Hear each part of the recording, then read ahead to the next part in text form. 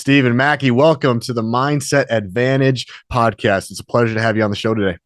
Hey, thanks, man. Glad to be here. Absolutely. Been a big fan of yours for a little while here. I got into your book, The Locker Room, and watched all your stuff on YouTube. You're a heck of a motivational speaker, man. I just watching on YouTube sometimes makes me want to get up and run through a wall. When did you discover motivational speaking and knowing that you had a gift that not a lot of people have?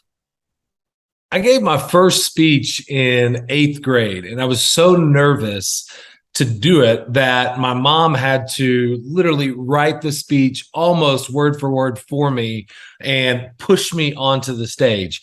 And I was so just terrified of being on stage, of saying, am I going to say the right thing? All of that. And once I got up there, it was like a light switch flipped.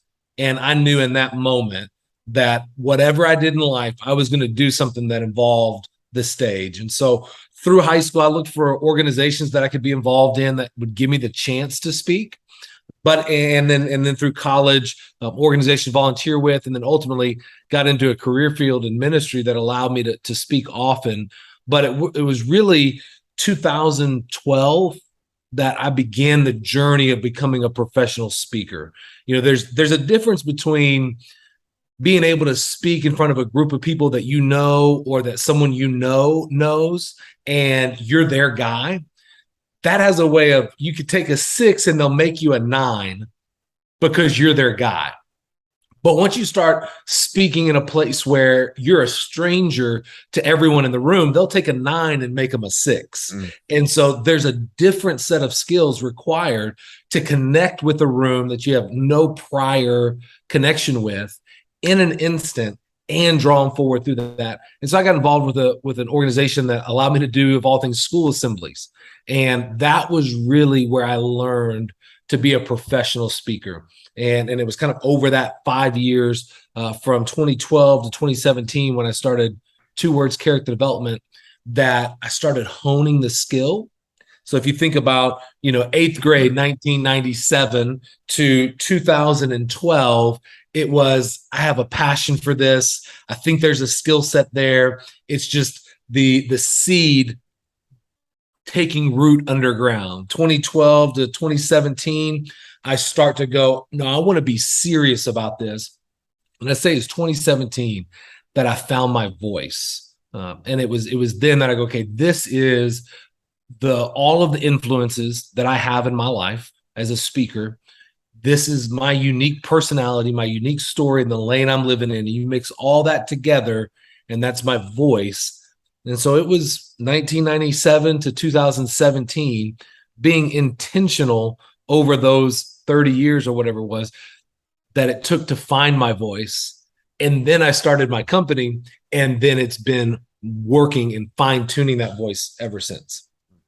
My dad is a motivational speaker of 33 years. All of his friends are motivational speakers. So I've kind of grew up in the auditorium, I like to say. I've also started my speaking career in the last year here. So selfishly, I just got to ask, from a guy like yourself that is speaking all the time to a younger guy like me just getting into the game, I just got to scratch my own itch and ask, what advice would you have to younger speakers who are just getting in, maybe not young by age, but just young by experience? What's the advice you'd give to either me or some others out there who want to get into public speaking? Yeah, the two things I would tell you are, number one, know your people. Know who it is that you're speaking to. If you're a speaker for everybody, you're a speaker for nobody. Because when you come out and you say, I can speak on business, and I can speak on faith, and I can speak to schools, and I can speak to this and this and this, then you never become an expert at any one of those things. You see the John Gordons of the world, your dad of the world, who can do all of those places, but they didn't start speaking everywhere. They spoke at one place and they became an expert in that one field, that one lane for that one group of people.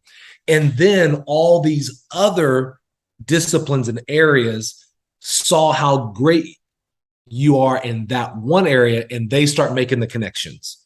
I speak to high school, middle school athletes and coaches. That's what I do. And I've gone 10 miles deep in that. And as a result, medical companies call and say, hey, our leadership team needs the same thing that you're talking about with these sports teams.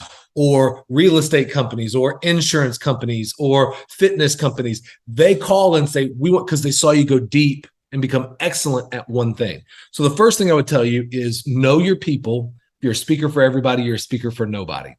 The second thing I would say is the most important thing, more than your message, is your voice and your ethos. It's what you believe behind the message, and can you authentically say it?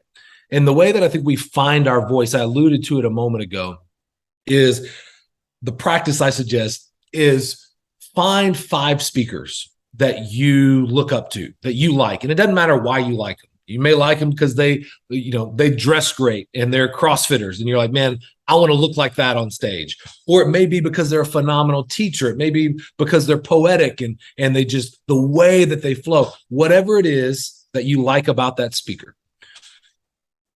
identify it and then imitate it for a week, 2 weeks, and see what feels natural and see what feels forced. And I'm serious. Try to be just like them. If they talk with a lisp, you talk with a lisp. If they wear all black, you wear all black.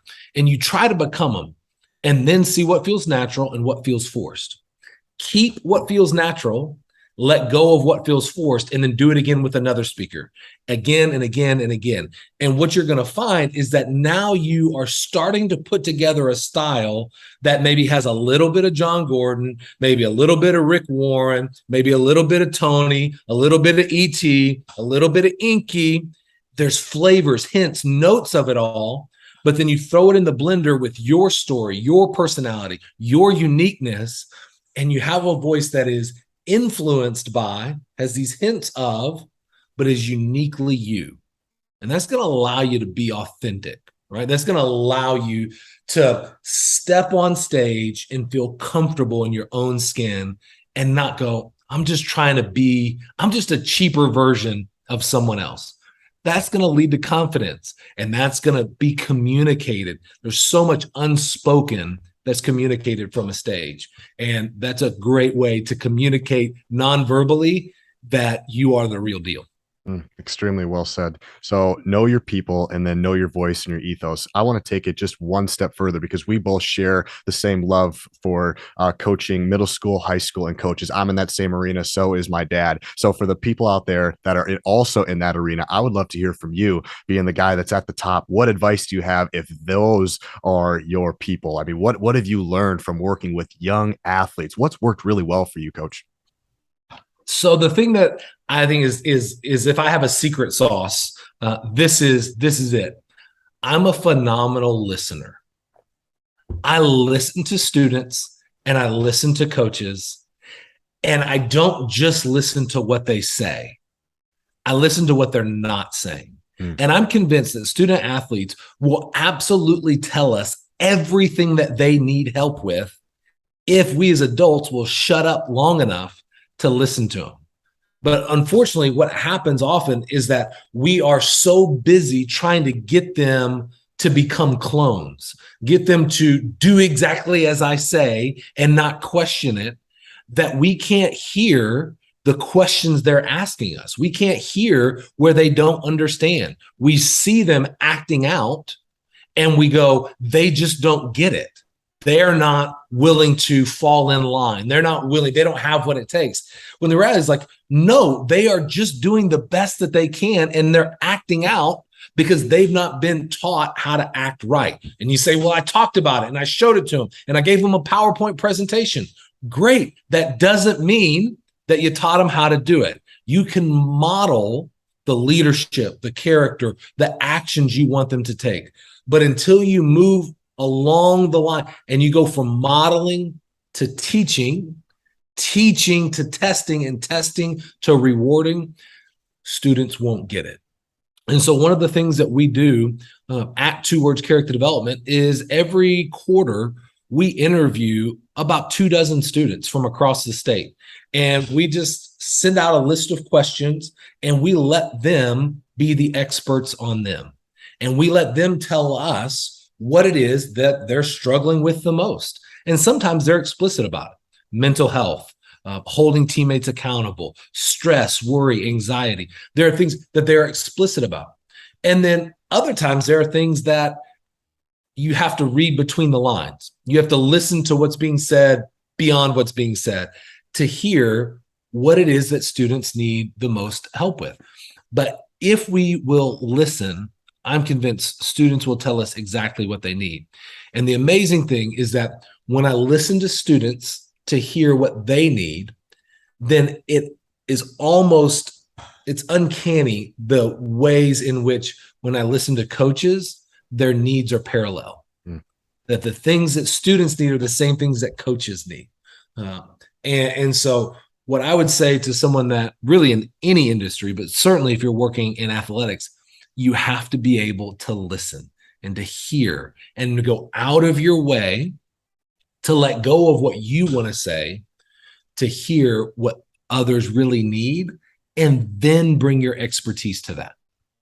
I would love to know from a guy that's traveling the country and he's in the trenches like yourself, what would you say is the number one? What are you hearing the most? What's the most common denominator? Kids are saying time and time again, all these schools you're going to, Stephen, they go, I need help with blank. What's the number one thing that you're hearing? I'll be just eager to hear. Yeah, 4 things that high-performing athletes, high-performing teenagers are saying again and again and again. What's the biggest issue facing you and your friends? Rural, big city, rich, poor, across ethnicities, number one issue is mental health. It's the anxiety and the worry and the I'm stuck on a hamster wheel and no matter what I do, it's never enough. Is the number one issue that student athletes that I work with are dealing with. They'll say it's like they're on a hamster wheel. Nothing they ever do is ever good enough. They're always striving, but never achieving. Another way that they talk about it is there's so much pressure on athletics, on school, on social life, on family life, on where you're going to go to college, what you're going to do. There's so much pressure that they lack the tools, and they lack the tools to properly deal with it. And so they start looking for shortcuts, hacks, cheats to turn the pressure down just enough that they don't get crushed today and they can make it to tomorrow. And they go, I know it's not a long-term solution, but it's the best solution I have. So they're going to vape just to take a little bit of the edge off so they can make it to tomorrow.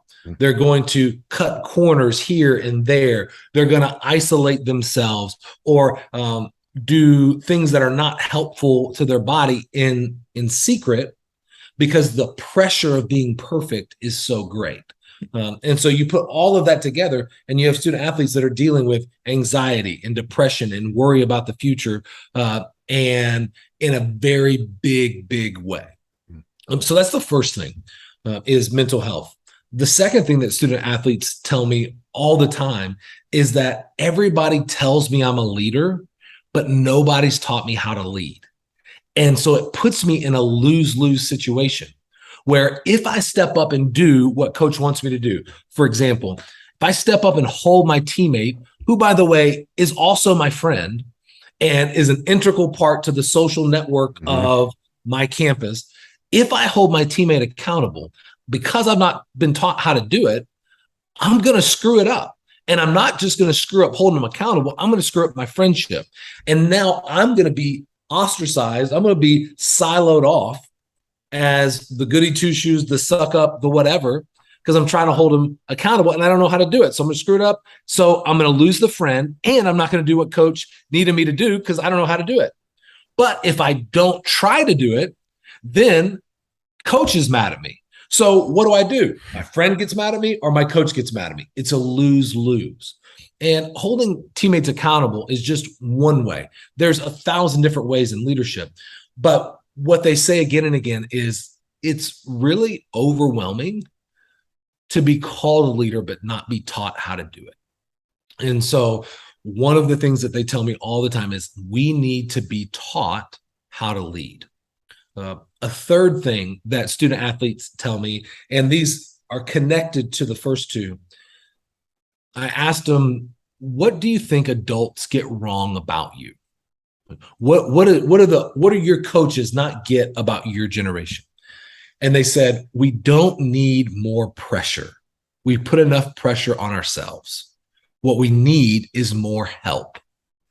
And what this communicates is that sometimes we think if we talk about something enough, again and again and again and again, and we really, really hammer in on it's important, and we really, really hammer in on the why, as important as the why is, that students will intuitively know the how. But nothing could be further from the truth. And I'll give you an example to make my point. My son was playing Little League Baseball. It's his first year this year. And, you just got dad coaches, and they're doing the best they can to really, and they're reliving their glory days a little bit, And the coach tells our best player, and this kid was a baller.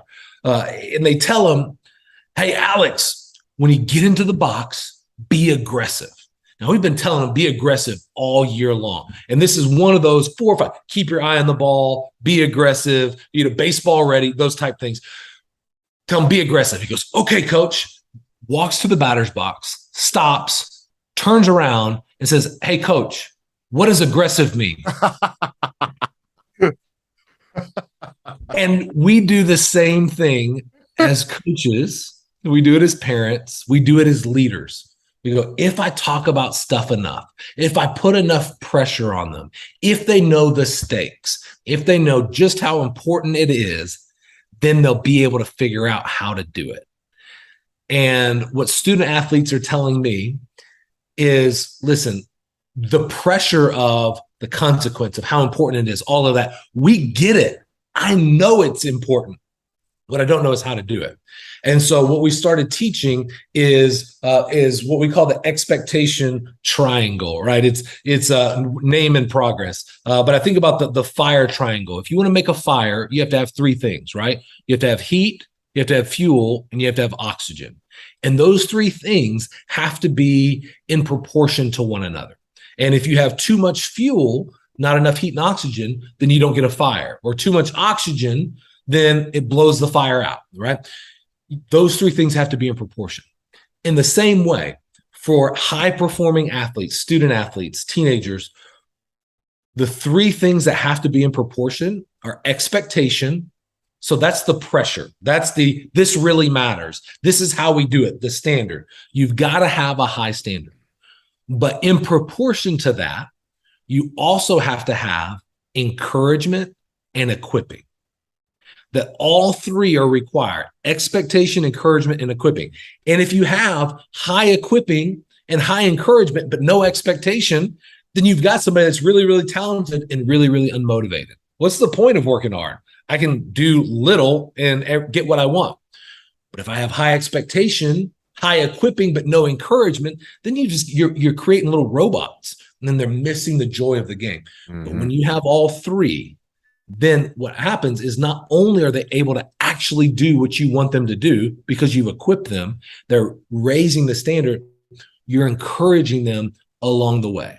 Because most students will give up, most people give up, not because they can't do something, but because they get discouraged. Let me jump in real quick on that triangle. What are you seeing most when you're traveling the country? That expectation, I love that, by the way. Expectation, equipping, and encouragement. What are you seeing the most is what's the common one that's a little bit off?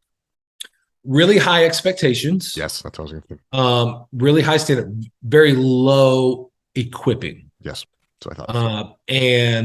And the encouragement may or may not be there. But typically, what I'm saying, and you can understand it if you think about speakers. Okay, you can have speakers who are leadership experts. Some tell you stories about great leaders, and they tell you stories about people with great character or who overcome great adversity. And they're big on story, but they're very small on, now here's how you do it. And lots of times you'll see speakers who are very, very successful because they tell a very happy-go-lucky, motivating story. And people go, wow, that was awesome. And they get back and they go, but how do I do it?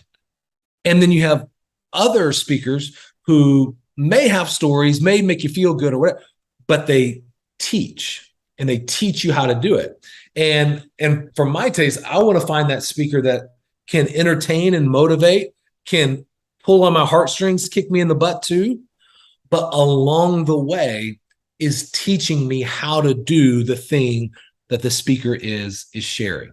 And so in the same way, when we have that high expectation, which is often there, it's the equipping that is most lacking. They just don't teach things that we assume everybody knows. For example, integrity. We know what integrity is. It's doing the right thing when nobody's watching. It's choosing the harder right over the easier wrong. However we talk about it, and it's just like you just do it. What we try to do is take those just do it things like integrity or work ethic or grit or personal code or servant leadership. And what we try to do is treat those things like a muscle. And I would never tell you, hey, just go make your legs stronger. No, we would have a very specific plan. And as science advances, those plans get more and more and more specific. Well, we got to do the same thing with integrity or with grit or with personal code or servant leadership, that these are muscles. Or to put it another way, they're a talent. It's a character talent that has to be developed just like any other. And when we do that, then we start to lay the foundation that they have the intangibles needed to go and figure out very tangible skills, the skills that we're teaching them how to do. Let's not just start teaching with technique. Let's step back and let's start teaching with a foundation that technique will be built on. Love it. I cut you off there. I'm sorry about that. You had 3 out of 4. Do you remember what the 4th one was that most kids struggle with? Sure. So the 4th thing, as you know, talk with students, we got mental health, we have the leadership piece, we have the pressure piece. The next thing that I hear from students again and again is the importance of learning how to communicate. They go, we don't know how to call our friends out. We don't know. And when we hear and you tell us to call our friends out, I alluded to this earlier, talking about leadership, but you've not taught us how. And so it's that how to have a difficult conversation, how to call somebody out in the moment in a workout, and to sit down and have a hard conversation, how to hear hard truths, how to be coachable. All of those things are skills that need to be taught, and you can't just and think that a kid's going to get it. Instead, you've got to teach them how to respond when they're being corrected, what to say, how to stand, when it's appropriate to ask a question. In the moment, if you're getting chewed out, that's not the moment to push back with a question. But these are the things that have to be taught to teach and to talk about as a team. It's one of the things we talk about a lot in helping teams communicate better is to have pocket phrases for different scenarios that everybody knows that when somebody says, hey, that's not us, that's code for I'm not working up to the standard. And I'm not going to take it personal. He's not, becoming a bad friend. He hasn't turned his back on me, sold me out, or any of that. This is an agreed upon phrase that we've all signed up for. When it's said, then we're going to check ourselves and go, okay, I'm not living up to the standard. And so we lay out different pocket phrases. You can take and say, whatever your mascot is, the school my kids go to, they're the Panthers. And so, when somebody's doing something, you go, hey, that's not what Panthers do. That's a phrase to go, hey, let's pause and check this out. So by teaching them how to communicate, giving them pocket phrases, walking through as a team, how to conflict resolute, how to go through difficult conversations like we do in the book, The Locker Room. That was an example of what it would look like if a team who needed to have a difficult conversation put into practice the things that we teach at Towards Character Development about how to have hard conversations, what it might look like. And so we put that in the book so that teams could see it. But all of that said, students tell me again and again, communication is a big thing. Knowing how to receive, how to give difficult, hard truths, and to have hard conversations.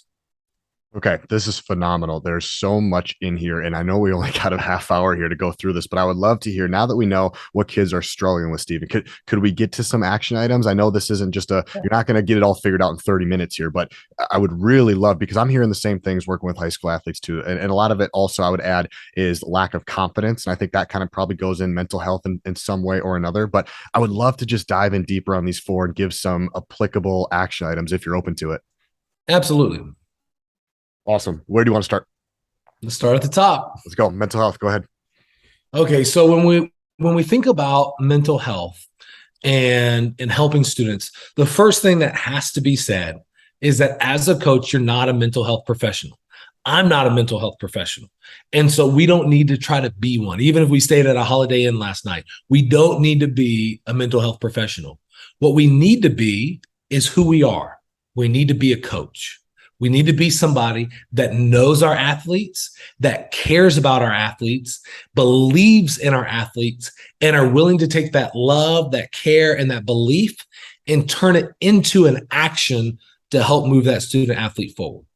So what does that mean for us? That means at times we may need to punt to the professionals, and we're going to take and walk with our kids to the counselor, get them connected with a mental health professional. One of the best things you can do for your team is have a dedicated mental health professional that works with your team regularly, so that they're not this random stranger, but instead there's someone that they're familiar with. They're talking regularly, using the language.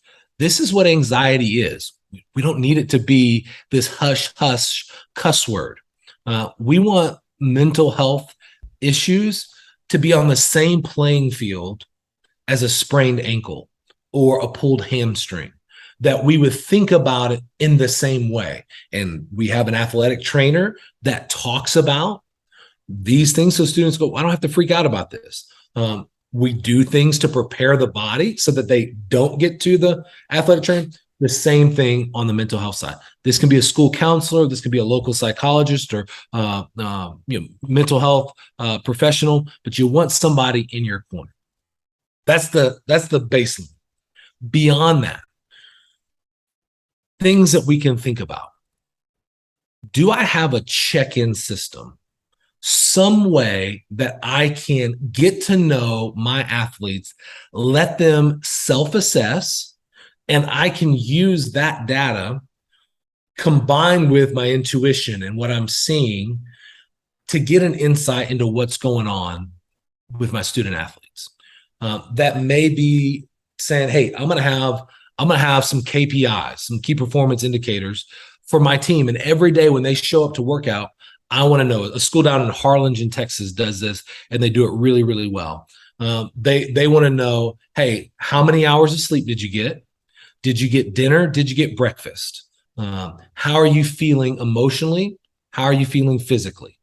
Right? And it's a yes, no, yes scale of 1 to 5. How you measure is really kind of irrelevant, because the point is you're gonna learn your students over time. And if they come in and you find that a student's putting a 3 a lot, then you can ask the question, okay, are they just going down the middle? Do they tend to trend lower, or do they view themselves in a negative light? So they're actually a 4.5, but they're just writing it as a 3. You're going to be able to take the numbers plus your experience with them, put that together, and you're going to start to get a picture of what's going on inside of your kids. A second thing you can think about is, what am I doing to coach the person, not just the player? And this distinction, I think, helps on the mental health side when you think about how often students will get funneled in and onto the tightrope of athletics. That they'll start walking and they're loving athletics and people are encouraging them and their family's behind it. They're kind of good at it. So they start walking, but they don't realize that they're walking out onto this tightrope. And they get about halfway out there and they, maybe their junior year, the pressure of recruiting's kicking up, or maybe they've not done as well as they thought they would. They really, really feel like they've got to do well so that dad loves them. Dad gets upset when he doesn't play well, or whatever the case may be. And the pressure's really cranking up. And they look around, they go, wait a minute, I'm on a tightrope. There's no safety net. And if I look to the right at maybe a passion like theater or my grades, if I look to the left, like going and hanging out with friends, I'm going to fall and I'm going to be absolutely screwed. When we only focus on the player, what we unintentionally do is we force them out onto this tightrope where they get stuck, where they have to either keep on going no matter what it costs them, or they got to burn out, crash out, and fall because there's no going back. So when we begin to invest in the person over and above the player, we're getting to know our kids by name. We're getting to know what their passions are. We're getting to know what they're into. You may have a lineman, 6'13", 290, and he's into Harry Potter. Well, man, let him bring his wizard wand and do his Harry Potter stuff. Welcome all of him, all of your female athletes into the locker room. Know their home life. Spend time with them. Look for ways to build community within the locker room outside of what you do on the field or the court. What that's going to allow is that's going to build trust with the athlete to go, okay, it's safe for me to be all of me. And that means when I get to the place where the part of me that's here is anxious, worried, whatever, I know that my coach can handle it. I know that my coach will welcome it, as opposed to only caring about me if I'm scoring touchdowns. So as we think about mental health, get you a professional, look for some type of KPI, some type of system that student athletes can check in on, and then look for ways to coach the whole person, not just the player, so that we don't funnel athletes into this tightrope that they have to be perfect to keep from falling, but instead they can be their whole self, mistakes and all, and be able to continue to move forward. Steven, you're on a roll, and I'm not getting in your way. Let's go to the next one, man. So this one is huge, and this is kind of my home base, my dad's home base, leadership, yours as well. So how to lead and specifically how to hold others accountable. I love what you said earlier about if I hold my buddy accountable, it's not just a teammate, it's also my friend, and there's also some social status, right? Maybe this guy's really popular. There's a lot of those things that maybe us as adults we kind of forget about because it's been a while since we were in the high school arena. So talk to me about that. How do you teach kids how to lead? What are the action items that you found to be most successful? I'm super curious. Yeah. So I mentioned earlier and this is kind of 2 and 4 put together, Yep. But we mentioned the leadership framework: model, teach, test, and reward. And so we oftentimes will stop at modeling. Hey, I value servant leadership or positive leadership or whatever the case may be. And so I do it really, really well as the coach. And so I expect you to see me do it and then follow along. That's like trying to ask somebody that can't swim, hey, watch Michael Phelps and then go race, an 800-meter breaststroke or whatever. It's not going to work out well. But modeling is important so that they can see it in action. But what we have to do is we've got to get explicit with our language. That's where teaching comes in, where we start to articulate what we as coaches are doing without even thinking. And so it may be as simple as, I think about with my son, when I go to hold the door open for somebody, I don't just do it, let him walk through and go, hey, he saw me and he'll figure it out. I go, when I go to open the door because there's somebody walking behind us, I say, son, come hold this door so that this couple behind us can walk through first. Right? I articulate what I'm doing to him, what I'm doing for him. And then as we walk in, I just follow up and say, it's the gentlemanly thing to do to hold the door open for others as we walk in. So that's putting language to this thing that I do without even thinking. That's teaching. And we do that again and again and again. When we're walking through, we may say things like, hey, as we're encouraging in the weight room, great work. That's a great set. Okay. Well, let's just add the phrase of a leader. That's the effort of a leader right there. hey, this is the way a leader squats, right? And so what that's doing is that's just giving them those pocket phrases, those pocket actions to go, coach tells me I'm a leader. Coach said this is what leaders do. If I want to be a leader, I go do that.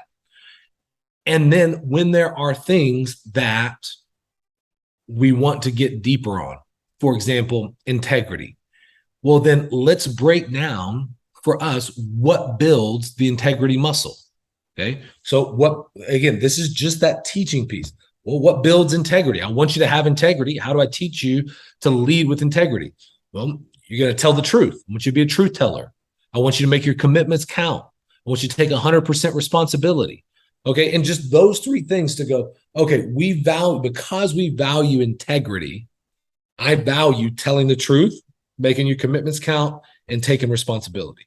And so then we can ask the question, okay, how do I take responsibility when I make a mistake so that I can have integrity, so that I can lead? Okay, well, we just start walking it back. Well, when you make a mistake, whoever makes a mistake owns the mistake. You own the mistake, you can change it. Okay, well, how can I do that? Well, you got to ask why till you know why. Okay? When you ask why enough times, then you get to something you can change. And when you can control and change it, then we start working back forward. And so the specifics of the teaching is going to be determined by what it is you want them to learn. But the principle across the board is the same, that we have to articulate and practice what we want them to do. And we've got to break it down into the most doable step, the most doable next step, so that they can get great at that. Just like we build a bench press, just like we build a power clean, we're doing the same thing with leadership. When it comes to holding teammates accountable, things that we talk about, the pocket phrases, okay? We talk about how to get to that hard conversation and preparing. We talk about the 5 Ps. Prior preparation permits proper performance. It's true across life. It's true in these conversations. What do we do? Well, I've got to prepare myself. Okay. And so these are the things that we're telling athletes. If you're going to call your teammate out, all right, and you're going to have that hard conversation with them, here's what you need to do. Prepare yourself first. Check and make sure that your intentions are right. Why you're going to this teammate, that you're not doing it to put them down or lift you up. You are doing this to lift them up. So check your intention. That's a preparation step. All right. Prepare the other person. Don't ambush them on the way to 5th period. All right. Invite them. Hey, can we go get tacos tomorrow night? Because tacos always make hard conversations easier. All right. So, hey, can we go get tacos tomorrow night? I want to talk to you about some things on a team. Give them a chance, and even tell them, hey, I want to talk about fill in the blank. And that's preparing the other person so that you're not ambushing them, right? And then the next thing that you want to do is you kind of get that preparation stage. I prepare myself, the other person, and the place. Then when I get to the conversation, I want to ask more than I accuse. I want to ask questions. Hey, can you clarify something for me? I saw this. This was my experience. And when I saw this, this is what I interpreted it. I saw this. This is what I thought. Is that true? That's a confirm. Or did I get it wrong? Can you clarify? By asking questions, you allow the other person to confirm or clarify. Whereas with accusations, you put the other person, and the only thing they can do is defend, right? And so asking questions instead of lobbing accusations, but also just coming at it in many ways with the humanity that you would want them to come to you about it with, especially if they didn't understand everything. They didn't know what it was like to be that person, what they were going on at home. So coming in curious without the need to be right makes all the difference in that conversation. So that's a teaching, but here's the catch. We know well that just because you teach somebody something doesn't mean that they've got it. Mm-hmm. How do you know that they've got something? You've got to test it. And so If you really want your student athletes to be great leaders, give them leadership tests. Give them an opportunity to practice that leadership. That can look like mock hard conversations. That can look like simulated situations.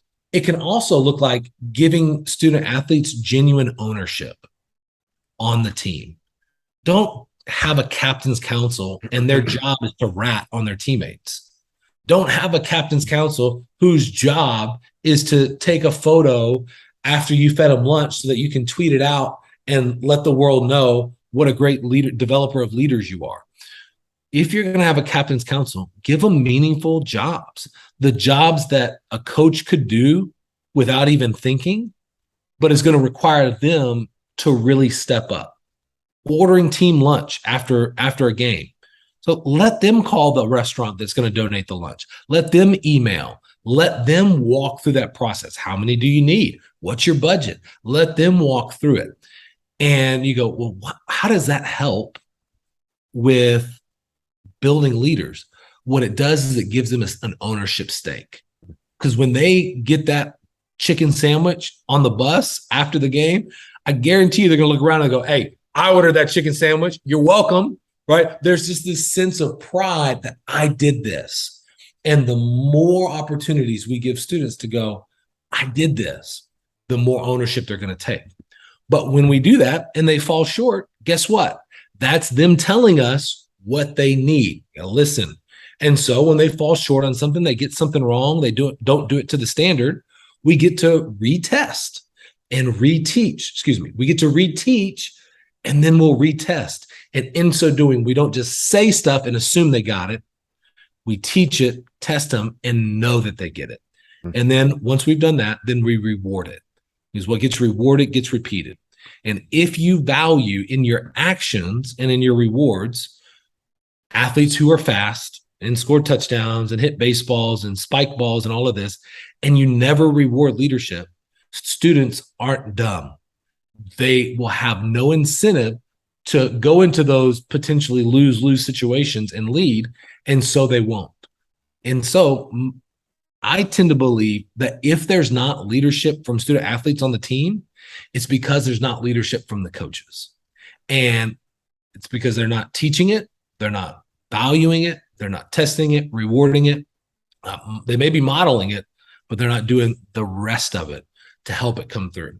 So that's kind of like broad picture. But as we think about leadership and we think about accountability, those are things that we're talking about often. We want to give both the model and the explicit language that students can take action on. We test them, that they can have ownership, and then we reward it when they step up. Difficult conversations can be uncomfortable, and whether you are 48 or 18, they can be very uncomfortable. I would say over time, we probably get better at them, and we probably get more comfortable in the uncomfortable.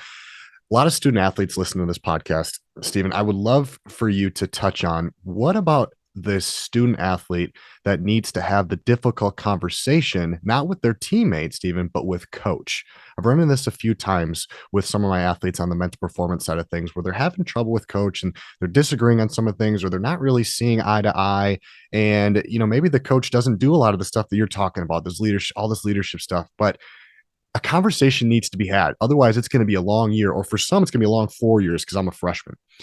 What is the message right now if you're speaking to student athletes, if they need to have a difficult conversation with coach? What's the tools? What do you tell them? It's the same thing. It's communicating your experience and asking questions. It's understanding that you're not the center of attention. You're not what the team is about, and yet you're an important part of the team. So you go through the preparation. Is my heart in the right spot? Am I doing this because my parents are pressuring me into this? Am I doing this because I'm pissed about not getting playing time? Am I doing this because my travel ball coach says this? Well, guess what, buddy? You're not in travel ball. You're in high school ball. You're in team ball. And That's a really hard piece. This is a side note, but think about this. With the exception of football, almost every other sport has a club team associated with it. Mm-hmm. And it almost always goes nearly year round. So student athletes spend 9 months out of the year on a showcase team, on a team, air quotes, that's designed to highlight individuals. And then they get into school ball at their high school. And that's the only place where it's no longer about them, but about the team. And so the reason I say I've got to check myself is because I get 3 times as many reps playing on an air quote team that highlights me than I do being on a team where the we is before the me. So I, as a student athlete, I need to check that and go, where am I coming from? Just like we do in other hard conversations. And then we reach out to coach and we ask coach for a meeting. And we say, coach, I want to talk about blank. Okay. And this is setting them up. Another part of the preparation in this, when we're going to talk to coach, is I need to take a look at, lots of times schools will have student athlete handbooks or policies about playing time, about different things. And I need to ask the question, am I just misinterpreting something? Or is this a genuine issue? So that's that check. So then when I go into it, it's very clear. And you got to practice this, right? Don't shoot from the hip on this. Coach, this is my experience. Can you confirm or clarify? Right. Your experience can't be denied. Your interpretation can be confirmed as right, or it can be clarified. And we walk through it. And at the end, the goal, because you're on a team, is we want to get to a place not where you're right or you win. We want to get to a place where you have 100% commitment to a 51% decision. That you might not get your way, but because you're a part of the team, are you willing to still give 100% of that? Nothing wrong with sticking up for yourself, but don't do it at the expense of the team. And of course, that's assuming there's nothing morally going wrong and, all of this. Mm-hmm. I think some of the hesitancy for athletes, in my experience, not having the conversation is a part of it. I don't know what to say, but then another part is, well, I don't want to lose out on playing time, or I don't want coach to think different of me. Nobody else is saying anything, but all the other girls are thinking it. I want to say something, but it's also my senior year and I don't want to be benched or etc. Some of that comes back, a lot of that comes back to the coach, not creating an environment or a culture where we can have truthful Tuesdays, where we can kind of open the bottle a little bit and have these conversations. So touch on that a little bit. Maybe now we go to more of the coach. How can coaches create a culture and an environment, Stephen, from your experience, that can have these more difficult conversations and make them more normal? What does that look like to you? Because the teams that can have those conversations, man, they're light years ahead of maybe some of the athletes I've dealt with that are just scared to talk to coach. To me, that's absurd. I'm like, gosh, that's the last person you should be scared to talk to, right? Mm-hmm. One of the things that students will say often is, it feels like I have to lie to coach and tell them I'm okay when I'm not, because they expect me to be okay, because there's not been any space created for them to be anything other than okay. If as a coach, you're only checking in with athletes as you're walking from the locker room to the field in that 3-minute walk, and you say, hey, how was your day? Well, what do you expect them to say? I only have space to say my day is good. I only have to say space to say everything is going okay. And so if we want students to tell us the truth, then we have to create space for them to tell us the truth. That can look like using language regularly that feels taboo or uncomfortable. Words like, accountability, anxiety, depression, using those words, going, hey, we're going to call somebody out, hey, or we're using these language that students don't feel comfortable using. We use it often, so it takes away the sting of it. We also create space. You said Truthful Tuesdays. Part of the way that our curriculum at 2 Words Character Development is implemented is it's got an opportunity for after the video, it's got a couple worksheets where you can work through and discuss.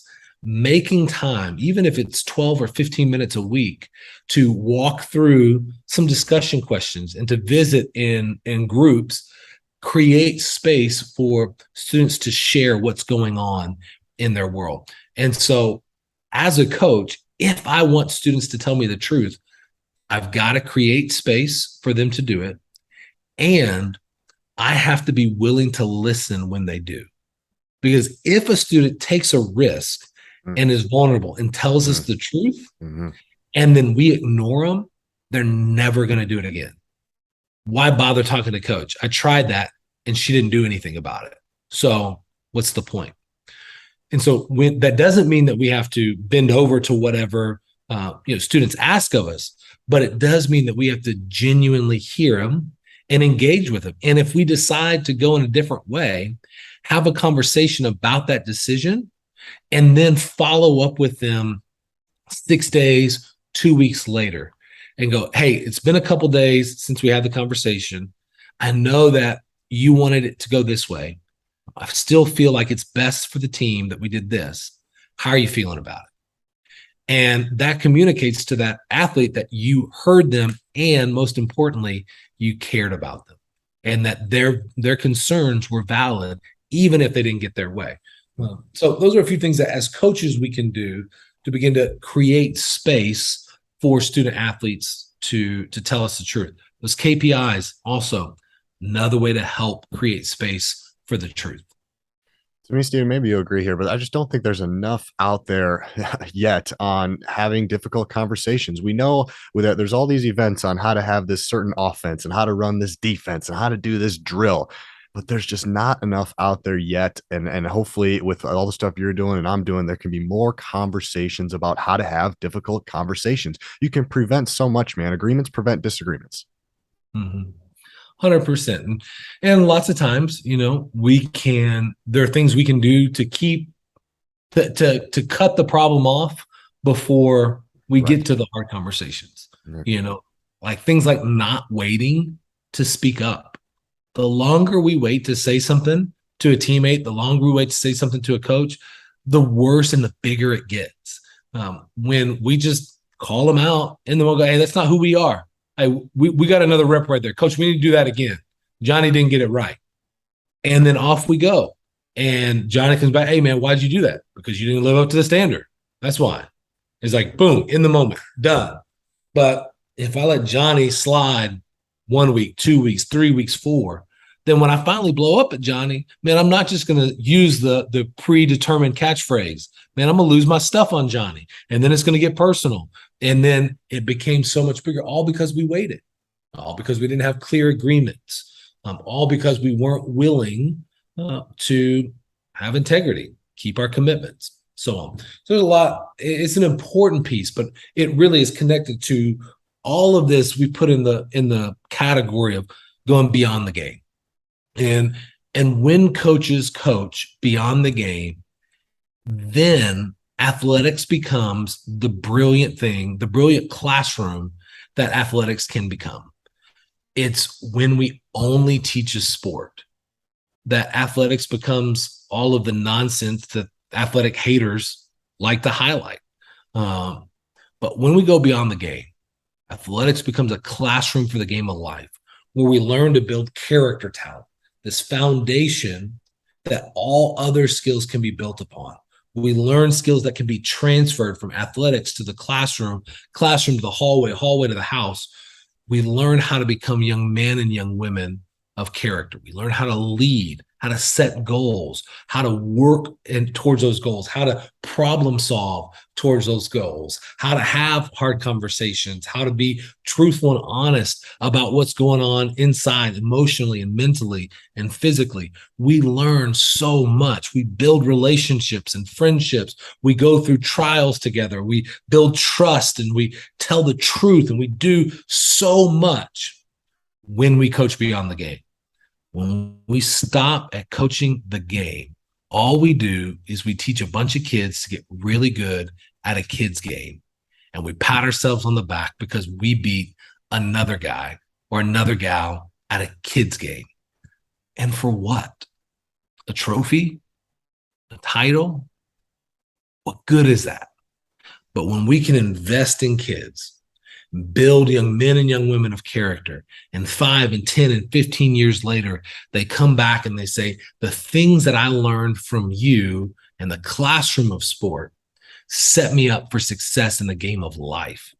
That's when you know you're successful. Hardest part about coaching is you won't know that you're successful until 5, 10, and 15 years after your kids have left your care.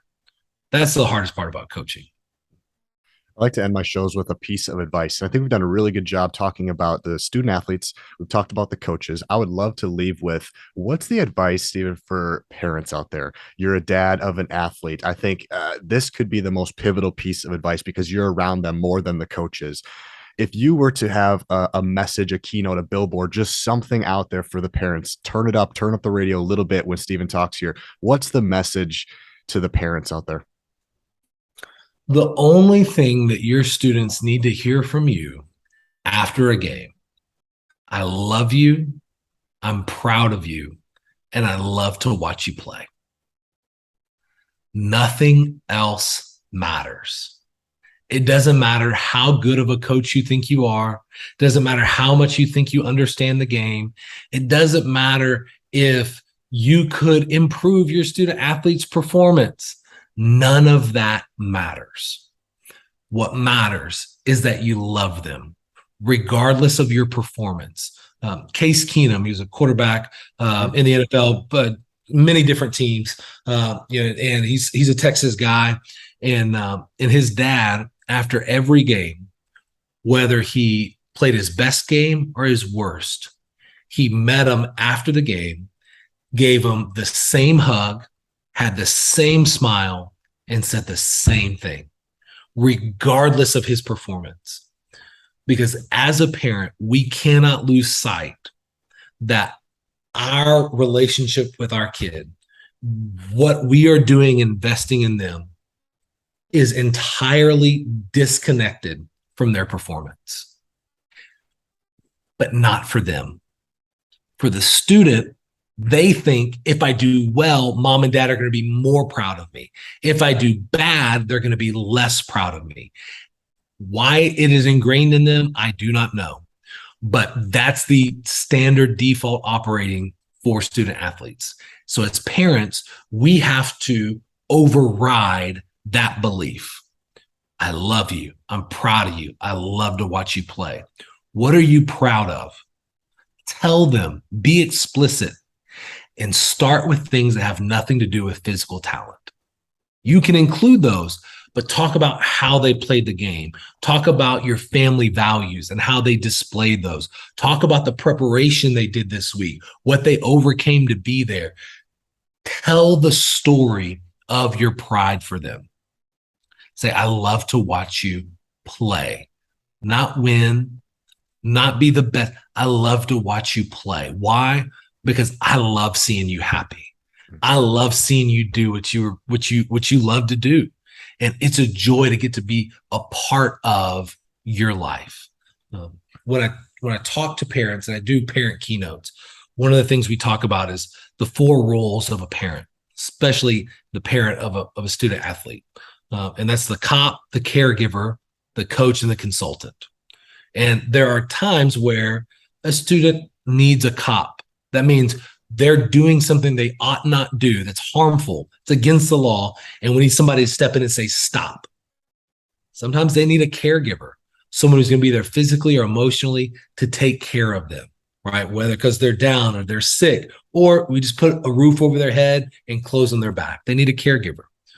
Other times they need a coach, not a coach in the athletic sense, a coach in the let me coach you up on how to do life, how to work through this situation. Let me give you that parental advice. I've walked through this before. Let me walk through it with you.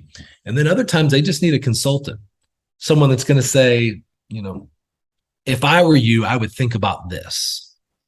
And whatever you decide is up to you. But here are some things to think about how to make your decision. And I think a lot of times the trouble or the disconnect between parents and student athletes comes when the parent doesn't play the right role at the right time. And I think at the end of a game, the role to play is the caregiver. Is to come in there. I love you. I'm proud of you. I love to watch you play. And if they want to talk more, let them talk more. They'll tell you. And if they don't, then don't talk about that, right? Don't connect some sense of I'm a good parent to your kid's performance. Nothing will mess them up quicker than that. So that's my advice to parents. I love you. I'm proud of you, and I love to watch you play. Stephen Mackey, ladies and gentlemen, how can my listeners support you? Best way to stay connected on Twitter at Mackey Speaks, Mackey. You can also go to MackeySpeaks.com, and that kind of serves as a central hub for everything I do for my speaking to teams, parents, businesses. Those are all kind of hubs out of MackeySpeaks.com. From there, you can also find a link to buy my book, The Locker Room: How Great Teams Heal Hurt, Overcome Adversity, and Build Unity. It's a Wall Street Journal bestseller, debuted on the bestsellers list back in May of 2022. So it's just over a year ago. And it's on Amazon available, or you can reach out through the website for signed copies or bulk orders if you would like. And then you can also, from MackeySpeaks.com, find out about 2 Words Character Development, which is our character and leadership curriculum that I write, film, and produce with my team for athletic departments across the country. We're the official character development curriculum of the Texas High School Coaches Association and the Canyon Athletic Association in Arizona, with more partnerships and associations growing. We serve well over 1,000 campuses across the United States of America, 14 different states. It's a weekly video-based character development curriculum that gives lessons for coaches, captains, athletes, and the family. And we every week do exactly what we talked about today, is we teach and motivate. We encourage, we equip, and we invite students to step into becoming young men and young women of character and learning how to do it through the classroom of athletics. You're doing phenomenal things. You're making a big impact. Thank you for taking the time, man. I appreciate what you're doing off this podcast, and also appreciate your time today. Absolutely, man. You're first class. I appreciate you.